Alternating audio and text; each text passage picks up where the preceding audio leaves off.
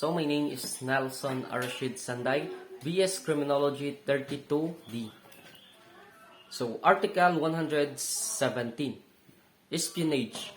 The penalty of a prison correctional shall be inflicted upon any person who, without authority, therefore enters a warship, fort, or a naval, or military establishment or reservation to obtain any information, plans, photographs, or other data of confidential nature relative to the defense of the Philippines archipelago, or being in possession by the reason of the public office he holds of the articles, data, or information referred to in preceding paragraph discloses their contents to a representative of a foreign nation.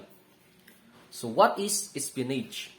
Espionage is offense of gathering, transmitting, or losing information respecting the national defense with intent or reason to believe that the information is to be used to the injury of the Republic of the Philippines or to the advantage of any foreign nation. Ito pala ay ang pagkuha, pagbigay o pagwala ng impormasyon patungkol sa depensa ng isang bansa. Ito ay may intensyon na sirain ng Pilipinas o gamitin ng ibang bansa. Number 2. What are the ways of committing espionage under Article 117? There are two ways of committing espionage under Article 117. First is by entering without authority, therefore, a warship, fort, naval, or military establishment or reservation to obtain any information, plans, photographs, or other data of a confidential nature relatives to the defense of the Philippines. Number 2, by disclosing to the representative of foreign nation the contents of articles, data, or information referred to in paragraph 1, number 1 of Article 117, which he had in his possession by reason of public offense he holds. Number 3. What are the elements of the first way of committing espionage? This is the elements of the first way of committing espionage. That the offender enters any of the places mentioned therein. Pumasok ang may sala sa mga lugar na ito, a warship, fort, naval, or military establishment of reservation. Number 2. That he has no authority, therefore, wala siyang pahintulot na pumasok.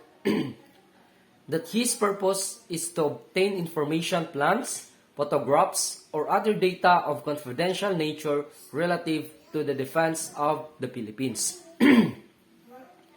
Ang kanyang sadya ay parusa, kumuha ng impormasyon, mga plano, mga litrato o iba pang mga datos na itinalagang lihim patungkol sa depensa ng Pilipinas. Number 4. What are the elements of the second way of committing espionage? So this is the elements of second way of committing espionage. That the offender is a public officer, ang may sala ay isang nagtatrabaho sa gobyerno. Second, that he has in his possession that articles, data, or information referred to in paragraph number 1 of Article 117 by reason of the public office he holds, na sa kanyang pangangalaga bilang nagtatrabaho sa gobyerno ang impormasyon, mga plano, mga litrato o iba pang mga datos na itinatalagang lihim patungkol sa depensa ng Pilipinas. Number 3. That he discloses their contents to representative of a foreign nation. Ipinaalam niya ang nilalaman ng mga ito sa isang kinatawang dayuhang bansa. To be liable under paragraph 1, what must the offender have? To be liable under paragraph 1, and ang may sala ay dapat may layunin na makuha ang impormasyon patungkol sa depensa ng Pilipinas. If the accused has no such intention, even if he takes possession of plans or photographs referred to in paragraph number 1 of Article 117, he is not liable under the provision. Kung ang akusado ay wala ganoong layunin, kahit kinuha niya ang mga plano o mga litrato hindi siya managot sa probation. Is it necessary that the information, etc., is obtained? Under the first way of committing espionage, it is not necessary that the offender should have obtained any informations, plans, etc. mentioned in the paragraph number 1 of Article 117. It is sufficient that he has the purpose to obtain any of them when he entered a warship, fort, or naval or military establishment. Sa ilalim ng unang paraan para magawa ang espionage, hindi kailangan na ang may sala ay kumuha ng impormasyon, mga plano, etc. Sapat na ang kanyang layunin na makuha alinman sa mga ito noong pumasok siya sa warship, fort, or naval or military establishment. Number 7. Who are the persons liable in two ways of committing espionage? Under paragraph number 1 ng Article 117, ang may sala ay kahit sino mang tao. Mas mataas ang kaparusahan kung ang may sala ay isang nagtatrabaho sa gobyerno. Ang parusa ay isang hakbang pataas. So, under paragraph number 2, the offender must be a public officer who has in his possession the article, data, or information by reason of the public office he holds. Number 8, are there other acts of espionage are punished by Commonwealth Act number 616. Article 118.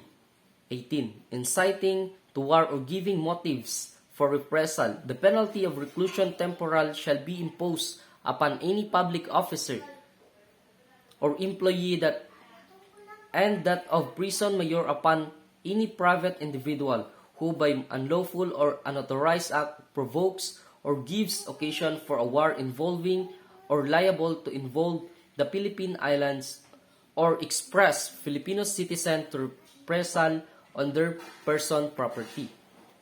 What are the elements of inciting to war or giving motives for reprisal? So this is the elements. First, that the offender perform unlawful or unauthorized acts. Ang may sala ay gumawa ng paglabag sa batas o walang pahintulot na mga gawa. That such acts provoke or give occasion for a war involving or liable to involve the Philippines or expose Filipino citizens to the reprisal on their persons or property.